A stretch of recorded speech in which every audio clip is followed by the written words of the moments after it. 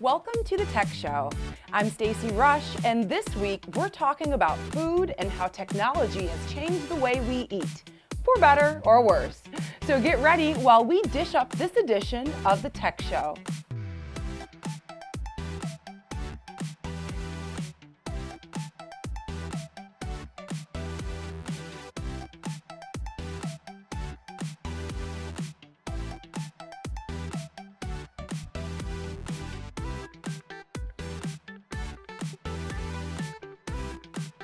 Now it's time for the latest. Airbnb is testing out a new feature that should make business travelers happy. According to Bloomberg, the company has partnered with WeWork to launch a pilot test that allows travelers with business accounts to reserve desks at WeWork locations. The pilot program will take place in New York, Los Angeles, Washington, D.C., Sydney, and London.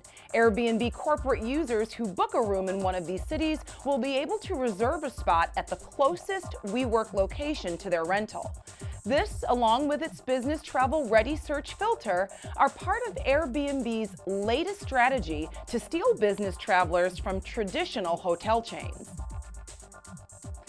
After first denying fake news as fake news, Facebook may have finally found a way to fight its problem with posts designed to convince readers of things that are false or untrue. The company has been testing a feature called Related Articles since April of this year, and has now launched it officially, along with a publisher info button showing where the article came from. Now, under controversial topics in your feed, Facebook will provide headlines from other, presumably diverse publishers on the same topic. It is supposed to provide additional information so the reader can determine if the news is true or false. But it cannot do anything about people's biases, which may make them want to believe something that just isn't true. It seems that Facebook and Twitter are both taking some measure of responsibility for how they are used to spread information. But do you think they should make sure posts are accurate? Or should that be up to the reader? Well, 4 weeks ago I retired as a newspaper editor, so I'm a bit biased. Yes, definitely I think that there needs to be oversight, and I think there needs to be more education of the general public that what they see online has not been vetted and it is not necessarily accurate. This is a tricky one. Social media companies aren't the press. They aren't held to the same legal standards, but they do have a huge platform that can be used to promote anything. For now, I'm going to do my own research before I retweet. Coming up, clear some space on that phone because we have some food apps you'll want to download right now. We'll be back in 30 seconds. Over 70 years of experience in heart and aviation, the members of the Association of Flight Attendants know the realities of the aircraft cabin better than anyone. We don't just serve drinks, we save lives. We don't just negotiate contracts, we move major policy issues like the smoking ban, no knives on planes, clean water, and safe food on board. The air we breathe matters, and we stop the spraying of poisonous pesticides. The Association of Flight Attendants. Stronger together, better together. It's time for This Week in Games, where we see what's coming to your mobile, console, or PC. Plains of Eidolon is the first of its kind landscape for Warframe. As many as 50 players can converge on the makeshift base camp of Cetus, where the race of the Ostrons offer missions and challenges to a degree never before realized in Warframe. Only the bravest and best equipped teams will venture forth in their crash course hunt for massive Eidolon. Plains of Eidolon is available now on PC and Steam, and on consoles later this year. Imagine arriving at a beautiful but empty campsite and meeting up with everyone's favorite helper, Isabelle. Then, out of the blue, she asks you to run the place. Animal Crossing Pocket Camp is a game in which you build a cozy camp life with friends and your favorite animals. Get out and enjoy nature. Stop by and say hello to animals visiting nearby recreation areas. You can grow your friendship and earn rewards by helping them find the things they need. Animal Crossing Pocket Camp is available on Apple and Android mobile devices.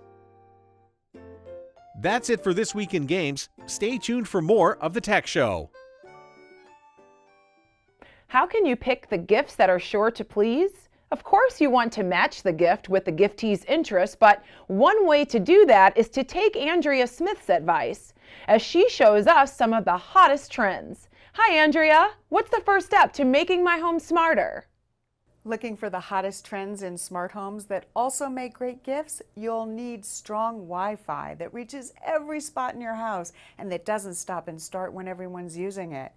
Eero is a whole home Wi-Fi system that eliminates dead spots and creates something called a mesh network, which means that while the kids are streaming videos and music upstairs, you can still do some work and watch Netflix without buffering. It's super easy to install in under 10 minutes, and then you don't ever have to think about it. Eero pushes the latest security updates and features right to you. And a great way to control the smart devices in your home is by using your voice. Voice assistants like the Amazon Echo Dot or Google Home make a great holiday gift. In addition to controlling devices like your lights or thermostat, you can stream music, set reminders, even order a pizza. If you know someone who's getting a new iPhone, get them a stylish accessory that protects their phone from those accidental drops. LifeProof, which is known for their rugged waterproof cases, has designed the Slam, a sleek-looking case with just a bit of color around the edge and a clear back to show off that shiny new phone. And since drops are the #1 cause of damage to a smartphone, this case is drop tested to 6.5 feet. Because so many of us are doing holiday shopping on our phones, here's a reminder: free open Wi-Fi is not secure. Hackers use it to get your banking, shopping, and credit card information. Stay safe with SecureLine from Avast. It creates a virtual private network, or VPN, that encrypts and protects your data, but it doesn't slow down your shopping. Download and install the app on your mobile device, whether it's iPhone or Android, and every time you use open Wi-Fi, your data is encrypted and secure. Head over to dailylounge.com for more information on these gift ideas. Thanks, Andrea. Coming up, one man and one website try to feed the world by linking farms with people in need. And tech mogul Maria Thomas teaches us the ins and outs of timing. Don't go anywhere.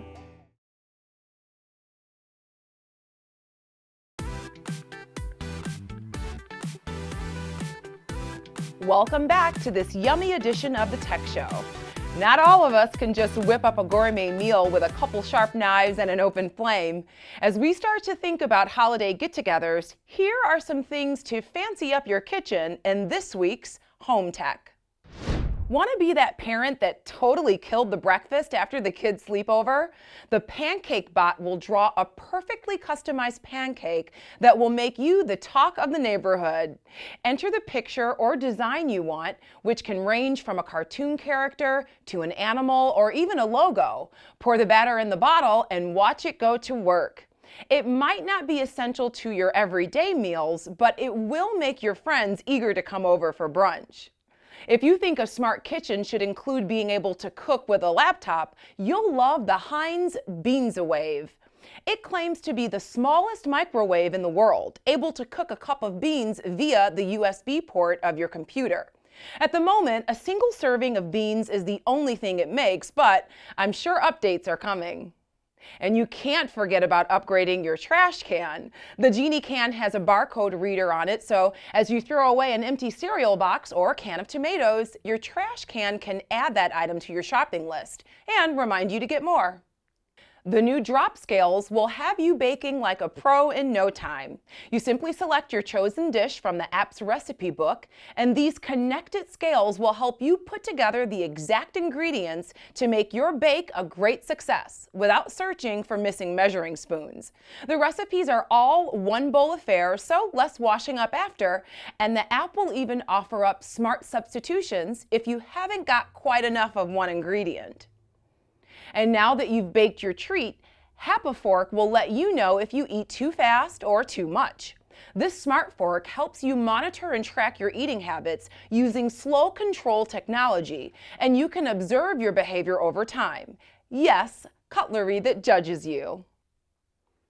The United Nations estimates that a third of the world's food is thrown away each year, which is huge. But social media is also huge, reaching billions of people each day. Nick Papadopoulos is a farmer who started a food-saving movement called Crop Mobster that helps get perishable food to those who need it. Originally a Facebook page, it is now a site serving 12 counties in California. People who have perishable food can sell, give, or donate, and people who need the food get messages through text or social media when it's available. Check it out. We've been working with Crop Mobster since the beginning. I could tell right when it got things off the ground that this was going to be kind of a game changer, and it really has been. It's brought people out and got people involved and curious and preventing food waste and gleaning and sharing resources within our local community and economy in ways that we haven't seen happen ever. Crop Mobster has done an amazing job of bringing everything that our local community needs to get food out to the people. As a meat company, we had a surplus of chicken and no room in the freezer for it this last week. And so I immediately called Nick, we got a post up on there, and we needed to get 6 cases of chicken out to avoid overflowing our freezer. And within about an hour and a half, we not only had all 6 cases of chicken sold, but more importantly, it got out to people. The people now have had an opportunity to taste my chicken and save some money in the process. This is a new platform for people to really be able to connect, make sure that things, high quality food doesn't go to waste, and resources that would normally maybe sit in somebody's farm or garden find a new home, and we keep making our local food system stronger. I just want to emphasize that this guy is doing an amazing small business, premium local pig and pork products. He's having a lot of fun, and he's doing a service for the community. He's not taking waste and feeding it to his animals. He's taking food and other products like this milk fat over here that might in other situations go to waste, but it's still the good stuff, and feeding it to his animals and his miniature dwarf horse over here. What's your horse's name? That's Pruny. That's Pruny. So here Steve goes. He's going to feed his pigs some of this milk fat. Holy cow. You be careful. Nick says he welcomes others to join in. He doesn't believe in competition when it comes to feeding people. Here are some other startups that decided to play in this field. Food Cowboy, a DC-based startup, uses a mobile app to allow truckers and food companies to reroute imperfect produce to charities and surplus food from local restaurants to food banks and soup kitchens. To make money, they charge a commission on each transaction. For 10 cents per pound, food banks can buy as much as they want. Food Star organizes and alerts shoppers of flash sales of produce that is near expiration or doesn't meet aesthetic requirements. Members receive email and/or text alerts of sales in their area with the date, time, food on sale, and location of the store. Coming up, we'll talk to someone who knows all about how to make your great idea a reality. We'll be right back with more of The Tech Show.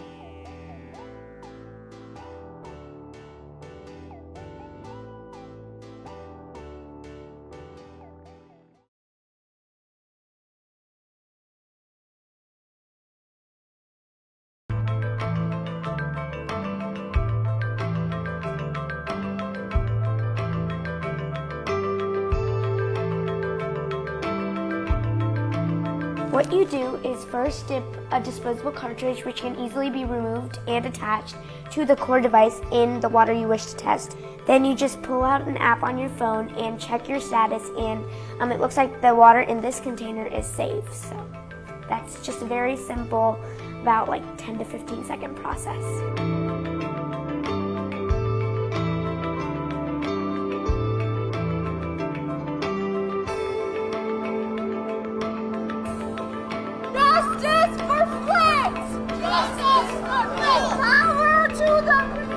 I found out that there were no easy or reliable ways to detect lead in water, and through following the Flint, Michigan water crisis for about 2 years, I realized that I wanted to create a device to help my parents with fast lead and water testing, the residents of Flint and even other places like Flint around the world.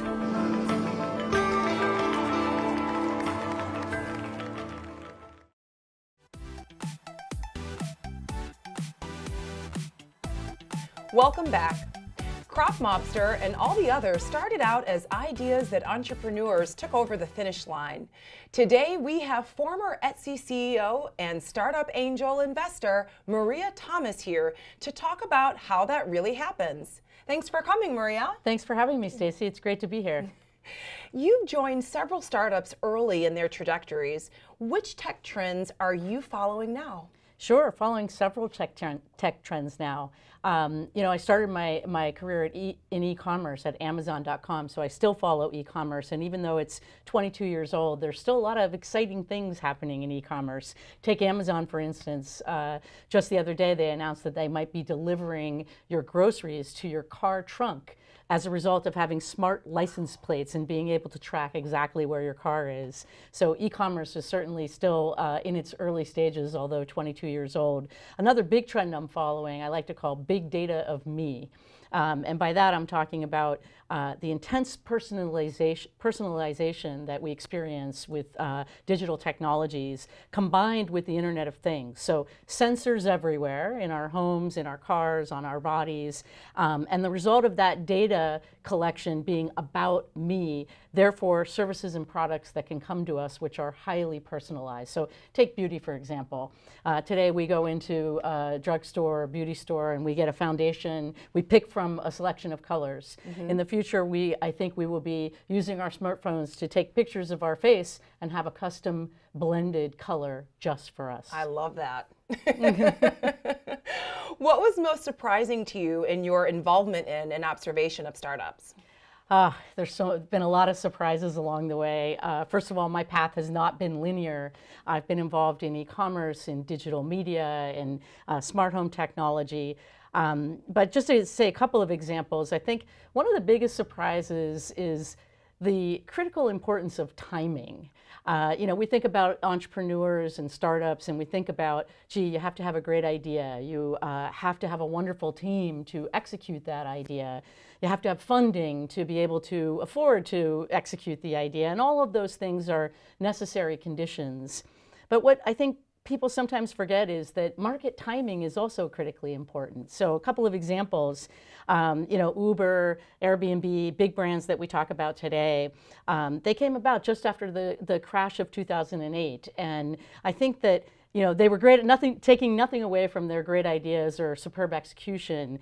Maybe they had a great opportunity too because people were more ready to accept people into their homes or into their cars because people needed to earn money at a time of great change in the economy. Back to Amazon again, I was at Amazon in the early days, and you could argue that Amazon was almost too early for the market in the sense that it started in 1995, and thinking back into 1995, broadband penetration in the United States was still very low. And people also were afraid to put their credit cards online. So it takes time for some of these ideas to sort of, for the market, I should say, for consumers to catch up to the ideas. In Amazon's case, they were very lucky that they went public early so they could afford that wait. But market timing is very important. What advice do you have for founders looking to bring experienced talent into their growing startups? I've been early into several startup companies. I mentioned Amazon. I was also CEO of Etsy. I was part of a smart home technology company that was acquired by Samsung. And something I learned in each of those experiences, Stacy, is that there are different leadership styles required for different stages of a company's life. And I think that founders and entrepreneurs alike need to recognize that in the beginning, you need visionary founders who are impatient and who are very persuasive. But as the company grows, it's very important to bring in people who are perhaps more patient, more consensus building, understand process, because the company is larger and there are multiple constituents and stakeholders. Well, what's your next project? I've got my hands in a lot of different things, but one that I'm very excited about is a company I just invested in called Wait What, which is a kind of a new media company that's producing highly original content that defies format and is going to be distributed across multiple platforms. It's called Wait What, and the first production was a podcast called Masters of Scale. Well, thank you for being here, Maria. Well, it's my great pleasure. Thank you for having me, Stacy. Coming up after the break, we'll learn about an invention that will inspire the urban farmer in you. The Tech Show will be right back. 수업 언제까지 해? 나 이거 한 판만 이기고.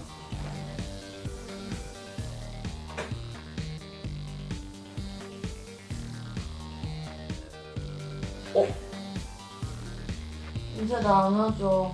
어? 잠깐만. 나 이거 한 판만 하고요. 모니터가 왜 꺼지지? 홀트 좀 봐봐. 선이 잘못됐나 보지.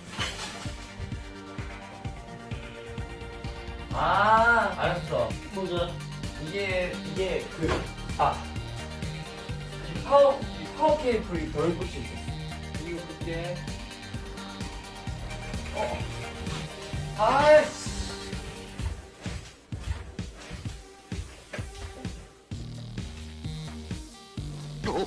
아이씨, 야!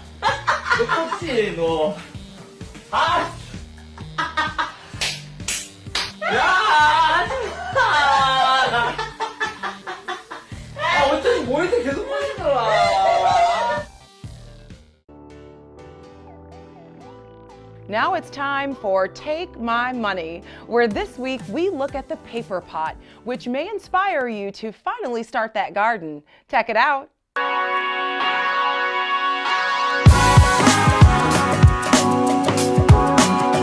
Today I want to show you guys a tool that is, I think, going to majorly change the game for small farmers.